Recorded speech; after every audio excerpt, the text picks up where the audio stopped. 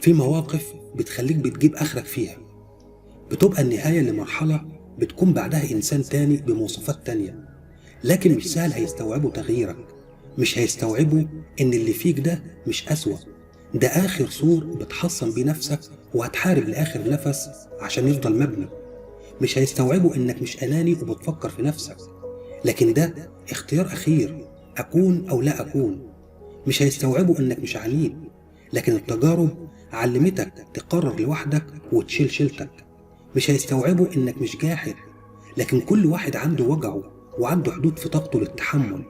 مش هيستوعبوا إنك ما فقدتش قدرتك على الإحساس، لكن ما بقاش متاح زي الأول، بقى بيتعمل له ألف حساب. مش هيستوعبوا إن مش فكرة استخسار عطاء، لكن فكرة ترشيد طاقة ومجهود ووقت مناسب للعطاء وناس مناسبة يفهموه ويقدروه. مش ببساطة حد هيستوعب نسختك الجديدة، ومش مطالب تقول وتشرح للناس حاطينك في قالب ورسمين خطوات لو ما مشيتش عليها مش هيرضوا عنك. النقلة دي في حياتك ما بتجيش بالساهل، لأنها ضرورة، لأنها بتبقى بدايات التحرر الحقيقي بالله عز وجل، اللي يوجد لك التوازن في قراراتك واختياراتك بعيد عن مؤثرات وضغوط قوالب الآخرين. مفيش موقف ولا حدث ولا شخص إلا وجودهم في حياتك رسالة وسبب يغير ويشكل منك.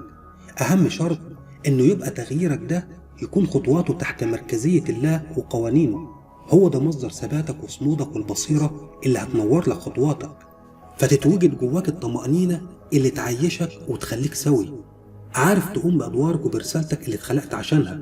الخلاصة قال تعالى: يا أيها الذين آمنوا عليكم أنفسكم لا يضركم من ضل إذا اهتديتم، إلى الله مرجعكم جميعا فينبئكم بما كنتم تعملون.